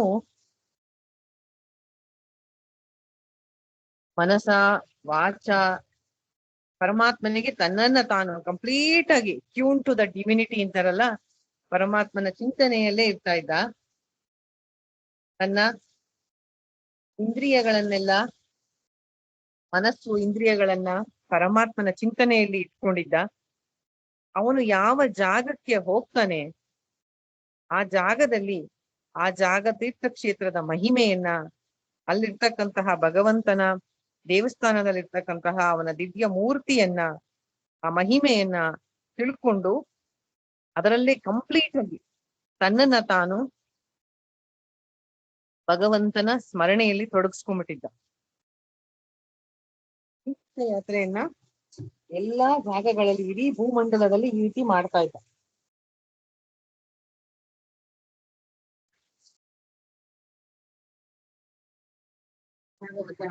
ಹೇಳುತ್ತೆ, ಅವನು ಶುದ್ಧ ಸಾತ್ವಿಕ ಆಹಾರವನ್ನೇ ತಗೋತಾ ಇದ್ದ, ಬರೀ ನೆಲದಲ್ಲೇ ಮಲ್ಕೋತಾ ಇದ್ದ, ತೀರ್ಥಗಳಲ್ಲಿ ಸ್ನಾನ ಮಾಡ್ತಾ ಭಗವಂತನ ಸೇವೆ, ಅವನಿಗೆ ಸಂತೋಷ ಪಡಿಸ್ತಕ್ಕಂತಹ ವ್ರತಗಳನ್ನ ಆಚಾರ ಮಾಡ್ತಾ ಇದ್ದ. ಹೀಗೆ ಪವಿತ್ರ ಪವಿತ್ರವಾದ ಜೀವನವನ್ನ ನಡೆಸ್ತಾ ಇದ್ದ. ತೀರ್ಥಕ್ಷೇತ್ರಗಳಿಗೆ ಹೋಗಿ ಸುಮ್ನೆ ಒಂದು ವಿಸಿಟ್ ಕೊಟ್ಟು ನೋಡ್ಕೊಂಡ್ ಬರೋದಲ್ಲ, ಆ ಜಾಗದಲ್ಲಿ ಇದ್ದು ಅಲ್ಲಿ ಏನು ಪ್ರಸಾದ ಅಂತ ಕೊಟ್ಟರು ಅದನ್ನೇ ಆಹಾರ ಅಂತ ತಗೊಂಡು ನೆಲದಲ್ಲೇ ಮಲ್ಕೋತಾ, ತೀರ್ಥದಲ್ಲಿ ನದಿಗಳಿರುತ್ತಲ್ಲ ಅಲ್ಲೇ ಸ್ನಾನ ಮಾಡ್ತಾ, ವ್ರತಗಳನ್ನ ಆಚರಣೆ ಮಾಡ್ತಾ, ಹೀಗೆ ಶುದ್ಧ ಜೀವನ ನಡೆಸ್ತಾ ಇದ್ದ. ಇದೇ ತರ ಇಡೀ ಭಾರತ ದೇಶ ಪೂರ್ತಿ ಸಂಚಾರ ಮಾಡ್ತಾ ಇರ್ತಾನೆ. ಕಾಶಿ, ಪ್ರಯಾಗ, ಗಯಾ ಎಲ್ಲ ಕಡೆ ಹೋಗ್ತಾನೆ. ಹೀಗೆ ಸಂಚಾರ ಮಾಡ್ತಾ ಪ್ರಭಾಸ ಕ್ಷೇತ್ರಕ್ಕೆ ಬರ್ತಾನೆ.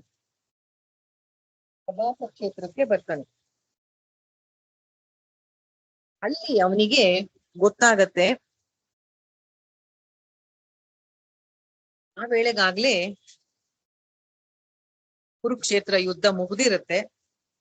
ಭಗವಾನ್ ಕೃಷ್ಣನ ಒಂದು ಸಹಾಯದಿಂದ ಯುಧಿಷ್ಠಿರ ಯುದ್ಧವನ್ನ ಗೆದ್ದು ಇಡೀ ಭೂಮಂಡಲದ ರಾಜ್ಯವನ್ನ ಚಕ್ರಾಧಿಪತಿಯಾಗಿ ಆಳ್ತಾ ಇರ್ತಾನೆ.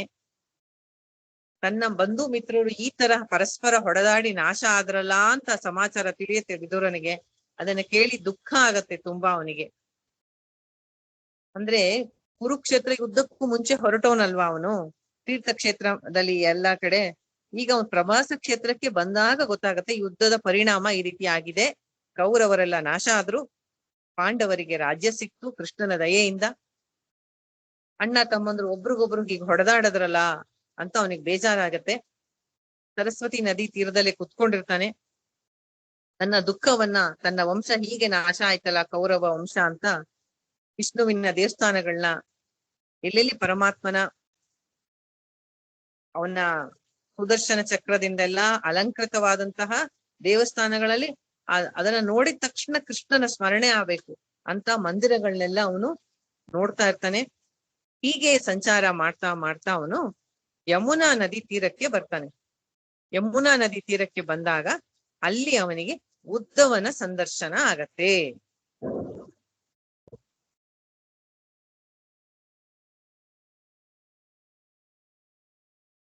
ಇಲ್ಲಿ ಒಂದು ದ್ವಂದ್ವ ಬರುತ್ತೆ. ಅಂತಃ ಕಲಹ ಆಯ್ತು, ಧರ್ಮ ಅಧರ್ಮದ ನಡುವೆ ಯುದ್ಧ ನಡೀತು, ಧರ್ಮದ ವಿಜಯ ಆಯ್ತು ಅಂತ ಸಂತೋಷ ಪಡ್ಬೇಕು, ಅಥವಾ ತನ್ನ ಅಣ್ಣನ ಮಕ್ಕಳಾದ್ರ ಕೌರವರೆಲ್ಲ ನಾಶ ಆದ್ರು, ಅಥವಾ ಅಧರ್ಮಿಗಳು ನಾಶ ಆಗಿದ್ದಕ್ಕೆ ಒಳ್ಳೇದೇ ಆಯ್ತು ಅಂತ ಸಂತೋಷ ಪಡ್ಬೇಕೋ ಅಥವಾ ದುಃಖ ಪಡ್ಬೇಕೋ ಅಂತ ಅವನಿಗೆ ದ್ವಂದ್ವ ಆಗತ್ತೆ.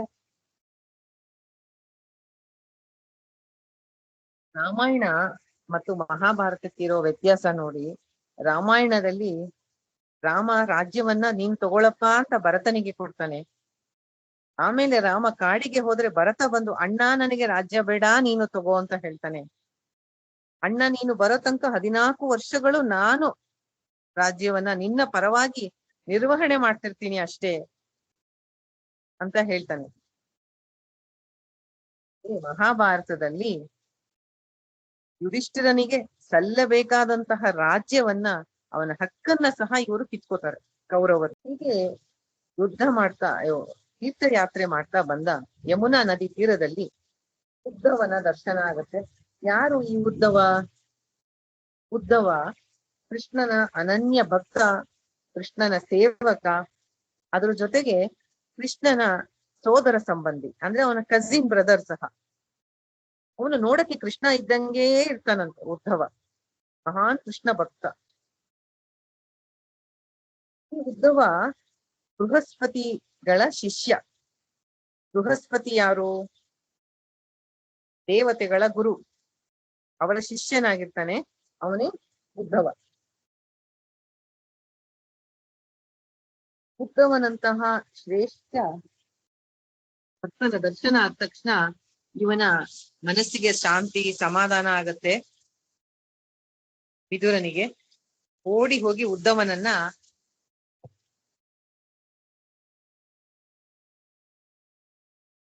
ಹೋಗಿ ಪ್ರೀತಿಯಿಂದ ಅವನನ್ನ ಅಪ್ಕೋತಾನೆ.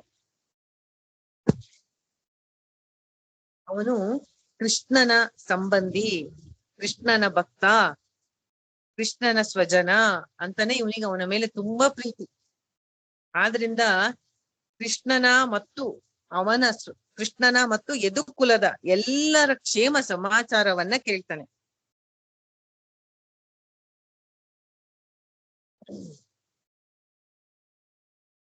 ಹೇಗಿದ್ದಾರೆ ಎಲ್ಲ ಯದು ವಂಶದವರು? ಯಾಕೆಂದ್ರೆ ಇವನು ತೀರ್ಥಯಾತ್ರೆ ಮಾಡ್ತಾ ಇದ್ದಾನೆ ವಿದುರ, ಅವನಿಗೆ ಗೊತ್ತಿಲ್ಲ ಏನು. ಪಾಂಡವರ ಬಗ್ಗೆ ಗೊತ್ತಾಯ್ತು, ಯದುಕುಲದಲ್ಲಿ ಎಲ್ಲ ಹೇಗಿದ್ದಾರೆ, ಪ್ರತಿಯೊಬ್ಬರ ಹೆಸರಿಟ್ಟು ಇಟ್ಟು ಹೇಳ್ತಾನೆ. ವಸುದೇವ, ಕೃಷ್ಣ ಬಲರಾಮರ ತಂದೆ, ಹೇಗಿದ್ದಾನೆ ವಸುದೇವ? ಹಿಂದೆ ಒಂದು ಪದ್ಧತಿ ಇತ್ತಂತೆ. ಏನು ಅಂದ್ರೆ, ಇವಾಗಿನ ಹಾಗೆ ಒಂದು ಪ್ರಾಪರ್ಟಿ ಇದ್ರೆ ಲೀಗಲ್ ಆಗಿ ಗಂಡ್ ಮಕ್ಳಿಗೆ ಹೆಣ್ಮಕ್ಳಿಗೆಲ್ಲ ಈಕ್ವಲ್ ಅಲ್ವಾ ಇವಾಗ, ಮಗ ಮಗಳಿಗೆ ಒಂದೇ ತರ ಕೊಡ್ಬೇಕು ಅಂತ ಇದೆ ಈಗ. ಹಿಂದೆ, ತುಂಬಾ ಹಿಂದೆ ಆ ವಸುದೇವ ಅವರ ಸಮಯದಲ್ಲಿ ಹೇಗಿತ್ತಂತೆ ಅಂದ್ರೆ, ತಂದೆಯಾದವನು ಅವನ ಒಂದು ಪ್ರಾಪರ್ಟಿ ಏನಿರುತ್ತೆ ಅದನ್ನ ಅಚಲ ಅಂದ್ರೆ ನಾಟ್ ಮೂವೇಬಲ್ ಪ್ರಾಪರ್ಟಿ ಅಂದ್ರೆ ಮನೆ, ಭೂಮಿ ಅಂತದ್ದು, ಅಂತದ್ದು ಮತ್ತೆ ಚಂಚಲ ಮೂವಿಂಗ್, ಎರಡ್ ತರ ಪ್ರಾಪರ್ಟಿ ಇರ್ತಿತ್ತಂತೆ. ಅಚಲ ಅಂತಂದ್ರೆ ಅದೇ ಹೊಲ ಮನೆ ಅಂತದನ್ನ ಗಂಡು ಮಕ್ಕಳಿಗೆ ಕೊಡ್ತಿದ್ರಂತೆ. ವರ್ಷಕ್ಕೆ ಒಂದ್ಸತಿ ಈ ಚಂಚಲ ಅಂದ್ರೆ ಹಣ, ಒಡವೆ, ಸೀರೆ ಅಂತದು ಹೆಣ್ಮಕ್ಳಿಗೆ ಕರೆದು ಕೊಡ್ತಿದ್ರಂತೆ. ತಂದೆ ಯಾವ್ದವನು ವರ್ಷಕ್ಕೊಂದ್ಸತಿ ಮಗಳನ್ನ ಕರೆದು ಅವಳಿಗೆ ಈ ತರದ್ದು ಏನು ಚಿನ್ನ, ಒಡವೆ, ದುಡ್ಡು ಹೀಗೆ ಕೊಡ್ತಿದ್ರಂತೆ. ತಂದೆ ಆದವನು ಅದನ್ನ ಮಗಳಿಗೆ ಪ್ರತಿ ವರ್ಷ ಮಾಡ್ತಾ ಇದ್ದಿದ್ದು, ತಂದೆ ಇರೋ ತನಕ ಮಗಳಿಗೆ ಸಿಗ್ತಾ ಇತ್ತು. ಆದರೆ ಇವನೆಂತ ಮಹಾತ್ಮ ಅಂತೆ ವಸುದೇವ ಅಂದ್ರೆ, ಅವರ ತಂದೆ ಇಲ್ಲದ ಮೇಲೂ ತನ್ನ ಅಕ್ಕ ತಂಗಿಯರಿಗೆ ಪ್ರತಿ ತಂದೆ ಏನು ಕೊಡ್ತಿದ್ರೋ ತಾನು ಹೋಗಿ ತಾನೇ ಕೊಟ್ಟು ಬರ್ತಿದ್ದಂತೆ ಅಕ್ಕ ತಂಗಿಯರಿಗೆ. ಅಷ್ಟೇ ಅಲ್ಲ, ತನ್ನ ಹೆಂಡತಿ ದೇವಕಿಯ ಬಂಧು ಬಾಂಧವರನ್ನು ಸಹ ಅವರ ಕಷ್ಟ ಸುಖಗಳಿಗೆ ಆಗೋದು, ಅವರಿಗೆ ಸಹಾಯ ಮಾಡೋದು, ಅಷ್ಟು ಧರ್ಮಿಷ್ಠ ಅಂತ ಮಹಾತ್ಮ ಅಂತೆ ವಸುದೇವ. ಅವನ ಮನಸ್ಸು ಅಷ್ಟು ಶುದ್ಧವಾಗಿತ್ತು, ಸತ್ಯಸಂಧನಾಗಿದ್ದ, ಧರ್ಮಾತ್ಮನಾಗಿದ್ದ. ಅದಕ್ಕೆ ಅಂತಹ ವಸುದೇವನ ಮಗನಾಗಿ ಪರಮಾತ್ಮ ಜನಿಸ್ದ.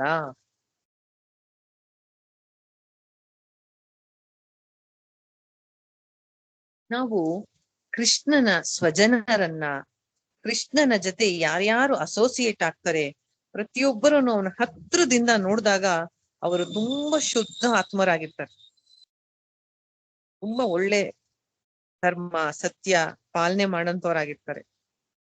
ಪರಮಾತ್ಮನಿಗಾಗಿ ಎಲ್ಲವನ್ನೂ ತ್ಯಾಗ ಮಾಡ್ತಕ್ಕಂತಹ ಒಂದು ಗುಣಗಳನ್ನ, ಭಕ್ತಿಯನ್ನ ಬೆಳೆಸ್ಕೊಂಡಿರ್ತಾರೆ. ಎಂದು ಅವನ ಆಜ್ಞೆಯನ್ನು ಮೀರಿ ನಡೆಯುವಂತವ್ರಲ್ಲ. ತಂದೆ ವಸುದೇವ ಈ ತರ ಆದ್ರೆ, ಅವರ ತಾತ ಇರ್ತಾನಲ್ಲ ಉಗ್ರಸೇನ, ಉಗ್ರಸೇನನಿಗೆ ಇವನು ಕಂಸನ ಒಂದು ಕಾರಾಗೃಹದಲ್ಲಿ ಹಾಕಿರ್ತಾನೆ. ಕಂಸ ಉಗ್ರಸೇನನನ್ನ ಕೃಷ್ಣ ಬಿಡಿಸಿದಾಗ ಉಗ್ರಸೇನ ಹೇಳ್ತಾನೆ, ನನಗೆ ವಯಸ್ಸಾಗಿದೆಪ್ಪ, ನನ್ನನ್ನ ಈ ಬಂಧನದಿಂದ ಬಿಡಿಸಿದ್ಯಾ, ನೀನೇ ಮುಂದೆ ರಾಜ್ಯವನ್ನ ತಗೋ ಪರಮಾತ್ಮ ಅಂತ ಕೃಷ್ಣನಿಗೆ ಹೇಳ್ತಾನೆ. ಆದ್ರೆ ಕೃಷ್ಣ ಹಾಗಲ್ಲ, ನಾನು ರಾಜ್ಯ ಆಳದಲ್ಲ, ನೀವೇ ಸರಿ, ನೀವು ರಾಜ್ಯದ ರಾಜನಾದರೆ ನಾವೆಲ್ಲರೂ ಒಟ್ಟಾಗಿರಬಹುದು, ಒಗ್ಗಟ್ಟಾಗಿರಬಹುದು. ಯಾಕೆಂದ್ರೆ ದೊಡ್ಡವ್ರ ಮಾತಿಗೆ ಎಲ್ಲರೂ ಕೇಳ್ತಾರಲ್ವಾ. ಈಗ ವಸುದೇವನ ಮಗ ಆಗ್ತಾನೆ ಇವನು, ಮಿಕ್ಕವರು ಅದೇ ಉಗ್ರಸೇನ ಆದ್ರೆ ಎಲ್ಲರೂ ಅವನಿಗೆ ಮಕ್ಕಳಾಗ್ತಾರಲ್ಲ. ಆಗ ನೀವೇ ರಾಜನಾಗೋದು ಸರಿ ಅಂತ ಕೃಷ್ಣ ಅವನನ್ನ ಕೂಡಿಸ್ತಾನೆ.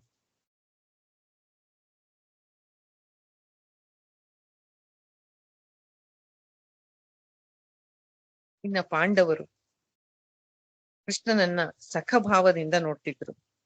ಎಂತಹದೇ ಕಷ್ಟ ಬಂದರು ಪರಮಾತ್ಮನಿಗೆ ಪ್ರೀತಿಯಾಗೋ ಹಾಗೇ ನಡ್ಕೋತಾ ಇದ್ರು ಅವರು. ಮತ್ತೆ ದ್ರೌಪದಿ ಎಷ್ಟು ಒಂದ್ ರೀತಿಯಾದಂತಹ ಸೂಕ್ಷ್ಮವಾದಂತಹ ಒಂದು ಸಂಬಂಧ ಕೃಷ್ಣ ಮತ್ತು ದ್ರೌಪದಿಯದು. ಕೃಷ್ಣನನ್ನ ತನ್ನ ಒಬ್ಬ ಸಖನಾಗಿ ಆಪ್ತ ಮಿತ್ರನನ್ನಾಗಿ ನೋಡ್ತಿದ್ಲು ದ್ರೌಪದಿ. ಪ್ರತಿಯೊಂದು ಕಷ್ಟ ಬಂದಾಗಲೂ ಅವನನ್ನ ಆಶ್ರಯಿಸ್ತಿದ್ಲು. ದೂರ್ವಾಸರು ಬಂದಾಗ ಅಥವಾ ಆ ಸಭೆಯಲ್ಲಿ ದುಶ್ಯಾಸನ ಸೀರೆ ಎಳೆದಾಗ ಆದರೆ ಕೃಷ್ಣನ ಸಲಹೆಯಂತೆ ನಡೀತಿದ್ಲು.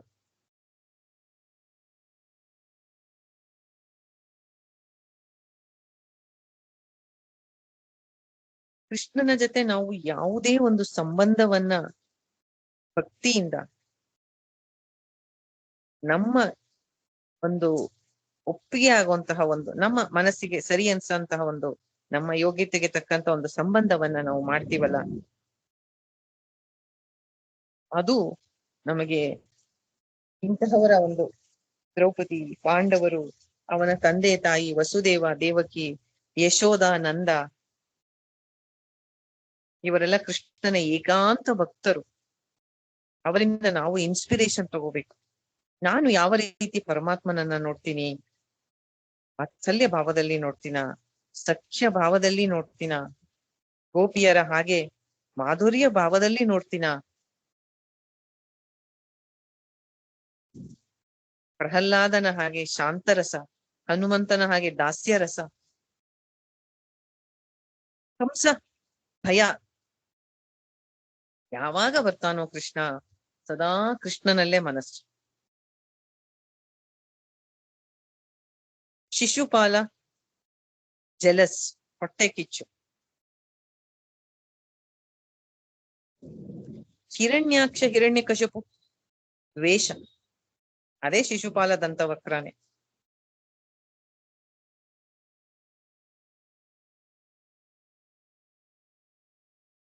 ಆದ್ರಿಂದ ಕೃಷ್ಣನಿಗೆ ಸಂಬಂಧಪಟ್ಟಂತಹ ಅವನ ಸ್ವಜನರು, ಯದುಕುಲದಲ್ಲಿರ್ತಕ್ಕಂತಹ ಯಾದವರೆಲ್ಲ ಸದಾ ಕೃಷ್ಣನ ಸಮೀಪದಲ್ಲಿ ಇರ್ತಕ್ಕಂಥವರಲ್ವಾ, ಮಹಾತ್ಮರಲ್ವಾ ಅವರೆಲ್ಲರೂ.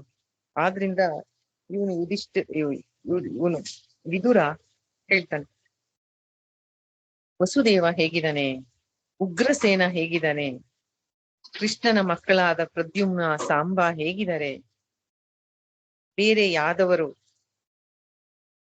ಬಲರಾಮ ಹೇಗಿದ್ದಾನೆ, ಎಲ್ಲರ ಯೋಗಕ್ಷೇಮವನ್ನ ಕೇಳ್ತಾರೆ. ಕೃಷ್ಣನನ್ನ ಜೊತೆ ಹೆಚ್ಚು ಸಮಯ ಕಳೆದಂತಹವರು ಇವರು ಯದುವಂಶೀಯರೆಲ್ಲ. ಯಾಕೆ ಅಂದ್ರೆ ಒಬ್ಬೊಬ್ಬ ಯೋಧ ಇದನ್ನಲ್ಲ ಯಾದವ ಸೈನ್ಯದಲ್ಲಿ, ಅವರೆಲ್ಲರನ್ನ ದಿನ ಕೃಷ್ಣನ ಒಂದು ನಿರ್ದೇಶನದಂತೆ ದಿನ ಅವರೆಲ್ಲ ಯುದ್ಧಕ್ಕೆ ತಮ್ಮನ್ನ ತಾವು ಒಬ್ಬೊಬ್ಬನು ಒಬ್ಬ ಮಹಾರಥಿ ಆಗೋದಕ್ಕೆ ದಿನ ಪರಮಾತ್ಮ ನಿಂತು ಅವರಿಗೆ ನಿರ್ದೇಶನಗಳನ್ನ, ಸಲಹೆಗಳನ್ನ ಕೊಡ್ತಿರ್ತಾನೆ. ಕೃಷ್ಣ ಹೇಳಿದ ಹಾಗೆ ಅವರೆಲ್ಲ ಕೇಳಿ ದೊಡ್ಡ ದೊಡ್ಡ ಮಹಾರಥಿಗಳಾಗಿರ್ತಾರೆ. ಅವ್ರನ್ನೆಲ್ಲ ಕೃಷ್ಣ ಟ್ರೈನ್ ಮಾಡ್ತಾ ಇರ್ತಾನೆ. ಅದಕ್ಕೆ ಯಾದವ ಸೈನ್ಯವನ್ನ ನಾರಾಯಣ ಸೈನ್ಯ ಅಂತಾರೆ. ಕೃಷ್ಣನ ಮಕ್ಕಳು, ಕೃಷ್ಣನ ಪತ್ನಿಯರು ಅವರೆಲ್ಲ ಹೇಗಿದ್ದಾರೆ, ಕೊನೆಗೆ ಪರಮಾತ್ಮ ಶ್ರೀಕೃಷ್ಣ ಹೇಗಿದ್ದಾನೆ ಅಂತ ಹೇಳ್ತಾನೆ ವಿದುರ ಉದ್ಧವನನ್ನ. ನಾವು ತುಂಬಾ ಸತಿ ಡಿಸ್ಕಸ್ ಮಾಡಿದೀವಿ, ಇಬ್ಬರು ಒಂದೇ ಮನಸ್ಸಿನ ಇರ್ತಕ್ಕಂಥವ್ರು ಒಂದು ಜಾಗದಲ್ಲಿ ಸಿಕ್ಕಾಗ ಕಾಮನ್ ಟಾಪಿಕ್ ಏನಿದೆ ಅದನ್ನೇ ಡಿಸ್ಕಸ್ ಮಾಡ್ತಾರೆ ಅಂತ. ಭಗವದ್ಗೀತೆಯಲ್ಲಿ ಕೃಷ್ಣ ಹೇಳೋ ಹಾಗೆ, ಮಚ್ಚಿತ್ತ ಮದ್ಗತ ಪ್ರಾಣ ಬೋಧಯಂತ ಪರಸ್ಪರಂ ಕಥೆಯಂತಶ್ಚ ಮಾಂ ನಿತ್ಯಂ ತುಷ್ಯಂತಿ ಚ ರಮಂತಿ ಚ. ಯಾವುದೇ ಬಲವಂತ ಇಲ್ಲ, ತುಷ್ಯಂತಿ ಚ ರಮಂತಿ ಚ. ಅಷ್ಟು ಆನಂದ ಪಡ್ತಾರೆ ನನ್ನ ಕಥೆಗಳನ್ನ, ನನ್ನ ಲೀಲೆಗಳನ್ನ ಕೇಳಕ್ಕೆ. ಯಾರು? ಮಚ್ಚಿತ್ತ ಮದ್ಗತ ಪ್ರಾಣ, ಯಾರ ಮನಸ್ಸು ನನ್ನಲ್ಲಿ ನೆಟ್ಟಿದೆ, ನಾನು ಅವರ ಪ್ರಾಣನು. ಅವರು ಬೋಧಯಂತ ಪರಸ್ಪರಂ, ಒಬ್ಬರಿಗೊಬ್ಬರು ನನ್ನ ಕಥೆಯನ್ನೇ ಮಾತಾಡ್ತಾರೆ, ಅದರಿಂದ ಆನಂದವನ್ನ ಪಡ್ತಾರೆ ಅಂತ ಗೀತೆಯಲ್ಲಿ ಹೇಳಿದ್ದನ್ನ ಇಲ್ಲಿ ನಾವು ಇವರಿಬ್ಬರ ಮಾತಲ್ಲಿ ನೋಡ್ಬೋದು, ವಿದುರ ಮತ್ತು ಉದ್ಧವ. ನಾವು ಲಾಸ್ಟ್ ಫ್ರೈಡೆ ಸಾಧನಾ ಪಂಚಕಂ ಮಾಡ್ಬೇಕಾದ್ರೆ ಇದೇ ವಿಷಯವಾಗಿ ಡಿಸ್ಕಸ್ ಮಾಡಿದ್ವಿ.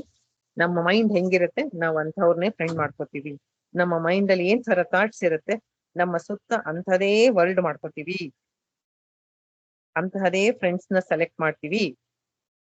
ನಾವು ಲೌಕಿಕದಲ್ಲೇ ತುಂಬಾ ಮುಳುಗಿದ್ರೆ ಭಾಗವತ ಪುರಾಣ ಮಾಡಲ್ಲ, ಕಲಿ ಪುರಾಣ ಮಾಡ್ತೀವಿ.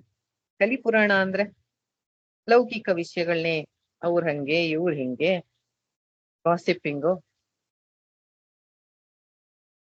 ಮತ್ತೆ ಒಂದು ವಿಷಯ ಅಂತೂ ಮಾತಾಡ್ತೀವಿ ಎಲ್ರು. ಏನು? ನಾನು ಎಷ್ಟು ಒಳ್ಳೆಯವನು, ನಾನು ಎಷ್ಟು ಒಳ್ಳೆ ಕೆಲ್ಸಗಳನ್ನ ಮಾಡ್ದೆ, ನನ್ನ ಈಗೋ ಬೂಸ್ಟ್ ಆಗೋವಂಥದ್ದು ಏನೇನು ಕೆಲ್ಸಗಳಿರುತ್ತೋ ಅದೆಲ್ಲ ನಾವು ಮಾಡ್ತೀವಿ. ಅದು ತುಂಬಾ ಮುಖ್ಯ ನಮಗೆ.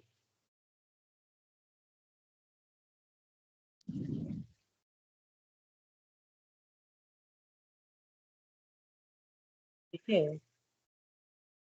ಒಂದು ಕಥೆಯನ್ನ ಹೇಳ್ತಾ ಇದ್ರು. ಇಬ್ರು ಗುರು ಶಿಷ್ಯ ಇರ್ತಾರಂತೆ. ಶಿಷ್ಯ ಹೊಸದಾಗಿ ಆಶ್ರಮಕ್ಕೆ ಬಂದಿರ್ತಾನೆ. ದಿನ ಬೆಳಿಗ್ಗೆ ಎದ್ದು ನೋಡ್ತಾನೆ, ಗುರು ಬೆಳಿಗ್ಗೆ ಹೇಳ್ತಾರಲ್ಲ,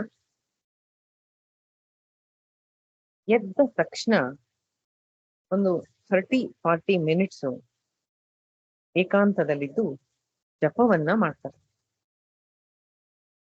ಭಗವಂತನ ಸ್ಮರಣೆ ಜಪವನ್ನ ಮಾಡ್ತಾರೆ ಅಥವಾ ಧ್ಯಾನವನ್ನ ಮಾಡ್ತಾರೆ. ಶಿಷ್ಯನಿಗೆ ಹೊಸದಾಗಿ ಬಂದಿರ್ತಾನೆ ಆಶ್ರಮಕ್ಕೆ. ಅವನಿಗೆ ಆಶ್ಚರ್ಯ ಅನ್ಸುತ್ತೆ. ಇದೇನು ಬೆಳಿಗ್ಗೆ ಎದ್ದು ಆ ತನ್ನನ್ನ ತಾನು ಹಲ್ಲುಜ್ಜದೆ ಸ್ನಾನ ಮಾಡದೆ ಈ ತರ ಎದ್ದ ತಕ್ಷಣ ಈ ರೀತಿ ಜಪ ಮಾಡ್ತಾರಲ್ಲ ಅಂತ ಅನ್ಸುತ್ತೆ. ಆದ್ರೆ ಅವನು ಕೇಳೋದಿಲ್ಲ. ಕೇಳಿದ್ರೆ ಗುರುಗಳಲ್ವಾ ಏನ್ ಅನ್ಕೋತಾರೋ ಏನೋ ಅಂತ ಸುಮ್ನೆ ಇರ್ತಾನೆ. ಆದ್ರೆ ಅವನಿಗೆ ಅದು ಕೊರಿತಾ ಇರುತ್ತೆ ಮನ್ಸಲ್ಲಿ. ಏನು ಅವ್ರು ಏನು ತಮ್ಮನ್ ತಾವು ಒಂದ್ ಸ್ವಲ್ಪ ಏನು ನಿಯಮಗಳನ್ನ ಫಾಲೋ ಮಾಡದೆ, ರೂಲ್ಸ್ ರೆಗ್ಯುಲೇಷನ್ ಇಲ್ಲದೆ ಎದ್ದ ತಕ್ಷಣ ಹಂಗೆ ಜಪ ಮಾಡ್ತಾ ಇದಾರಲ್ಲ ಅಂತ. ಒಂದು ಸ್ವಲ್ಪ ಹೊತ್ತು ಹಂಗೆ ಬೆಳಗ್ಗೆ ಕಾಲದ್ದು ಮಧ್ಯಾಹ್ನ ಆಗತ್ತೆ. ಗುರು ನೋಡ್ತಾರೆ ಶಿಷ್ಯನನ್ನ, ಕರೀತಾರೆ. ನೀನು ಬೆಳಿಗ್ಗೆ ಆಗಿದ್ದೆ ಇನ್ನೂ ಚಿಂತೆ ಮಾಡ್ತಾ ಇದೀಯಾ ಅಂತ ಕೇಳ್ತಾರೆ.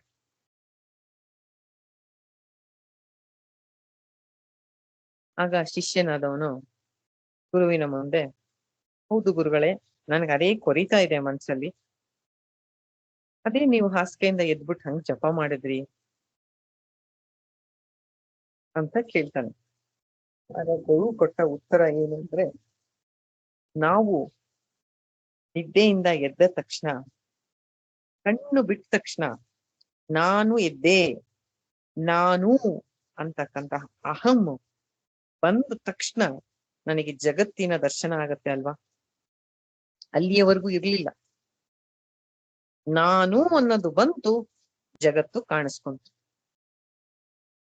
ಯಾವಾಗ ನಾನು ಅನ್ನೋದು ಬಂತು, ಆ ಈಗೋ ಹೇಳ್ತೋ, ಆವಾಗ ನಾನ್ ಮಾಡತಕ್ಕಂತಹ ಫಸ್ಟ್ ರಿಲೇಶನ್ ವಿತ್ ಗಾಡ್, ದೇವರ ಜೊತೆ ನಾನು ಅಂತ ಬಂತಲ್ಲ ಮಿಥ್ಯ ಅಹಂಕಾರ, ಅದು ಬಂದ ತಕ್ಷಣ ಮೊದಲ ಬಂತು. ಅದು ಏನ್ ಮಾಡಕ್ಕಾಗಲ್ಲ. ಕಣ್ಣು ಬಿಟ್ಟ ತಕ್ಷಣ ನಾನು, ಜಗತ್ತು ಕಾಣಿಸ್ಕೊಂತು.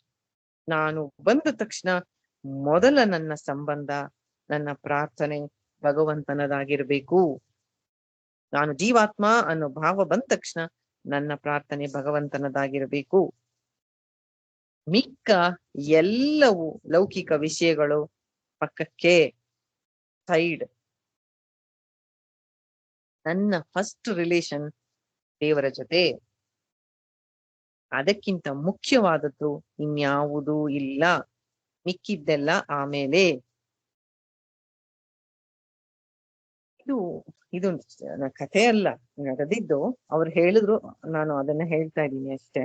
ಅಂದ್ರೆ ಒಬ್ಬೊಬ್ಬ ಮಹಾತ್ಮರ ಒಂದು ಜೀವನದಲ್ಲಿ ಒಂದೊಂದು ಅಪ್ರೋಚ್ ಇರುತ್ತೆ ಭಕ್ತಿ. ಈಗ ನಾವು ನೋಡಿದ್ವಲ್ಲ, ಆ ದೇವಕಿ ಯಶೋದಾರ ರೀತಿ ಯಾವ ರೀತಿ ಭಕ್ತಿ, ಗೋಪಿಯರದ್ ಯಾವ ರೀತಿ ಭಕ್ತಿ, ಪಾಂಡವರದ್ ಯಾವ ರೀತಿ ಭಕ್ತಿ ಅಂತ. ಹಂಗೆ ಈ ಮಹಾತ್ಮರದು ಕಣ್ಣು ಬಿಟ್ಟ ತಕ್ಷಣ ಭಗವಂತನ ಜಪ. ಅವರ ಅಪ್ರೋಚ್ ಅದು ಡಿಫ್ರೆಂಟ್ ಅಂಡ್ ಯುನೀಕ್. ನಮಗೆ ಯಾವ್ದು ಸರಿ ಅನ್ಸುತ್ತೋ ಅದು ನಾವು ಮಾಡ್ಬೇಕು. ಆದ್ರೂ ನಾವು ಬೆಳಿಗ್ಗೆ ಎದ್ದ ತಕ್ಷಣ ಇದರಿಂದ ಕಲಿಬೇಕಾದದ್ದೇನು? ಕಣ್ಣು ಬಿಟ್ಟ ತಕ್ಷಣ ನಾನು ಅನ್ನೋದು ಬಂದ ತಕ್ಷಣ ಮೊದಲು ಮನೆಯಲ್ಲಿ ನೀವು ಮಲಗಿರೋ ಜಾಗದ ಹತ್ರ ದೇವ್ರ ಫೋಟೋ ಹಾಕೊಂಡಿರ್ತೀರಾ ಅಲ್ವಾ, ಎದ್ದು ಮೊದಲು ಕೈ ಮುಗಿಬೇಕು. ಮಿಕ್ಕಿದ್ದು ಎಲ್ಲ ಬಿಡಬೇಕು. ಫಸ್ಟ್ ಅದು ಯಾವುದೇ ಫೋನ್ ರಿಂಗ್ ಆಗ್ತಾ ಇರ್ಲಿ, ಏನೇ ಆಗ್ತಾ ಇರ್ಲಿ, ಮೊದಲು ಭಗವಂತ ಕೃಷ್ಣ ಅಂತ ಅವನಿಗೊಂದು ಕೈ ಮುಗಿಬೇಕು. ಐ ಥಿಂಕ್ ಮಾಡ್ತೀರಾ ಎಲ್ರು ಅಂತ ಅನ್ಕೊಂಡಿದೀನಿ.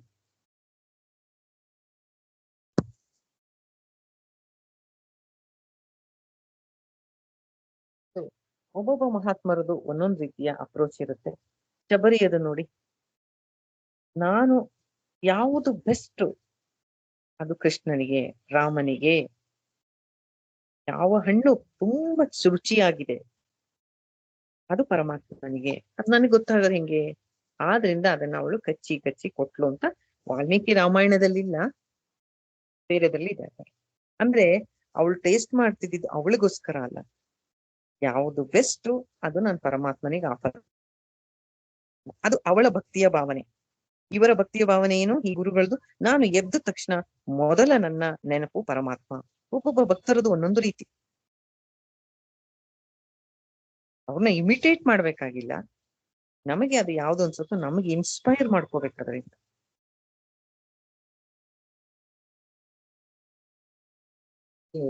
ಎಲ್ಲರ ಕ್ಷೇಮ ಸಮಾಚಾರವನ್ನ ವಿದುರ ಮಾಡ್ತಾನೆ ಉದ್ಧವನ ಹತ್ರ. ತನ್ನ ಕುಲ ನಾಶ ಆಗಿದ್ದ ಬಗ್ಗೆ ಸಹ ಅವನಿಗೆ ದುಃಖ ಆಗುತ್ತೆ. ಎಲ್ಲ ತನ್ನ ದುಷ್ಟ ಪುತ್ರರ ಮಾತುಗಳನ್ನ ತಿಳ್ಕೊಂಡು, ನಾನು ಇಷ್ಟು ಒಳ್ಳೆ ಹಿತದ ಮಾತು ಹೇಳಿದ್ರು ನನ್ ಮಾತು ಕೇಳಿಸ್ಕೊಳ್ದೆ ನನ್ನನ್ನು ಆಚೆ ಹಾಕಿದ್ರಿಂದ ನಂಗೆ ದುಃಖ ಆಗ್ಲಿ ಆಶ್ಚರ್ಯ ಆಗ್ಲಿ ಆಗ್ತಾ ಇಲ್ಲ. ಇದೆಲ್ಲ ಭಗವಂತನ ಲೀಲೆ.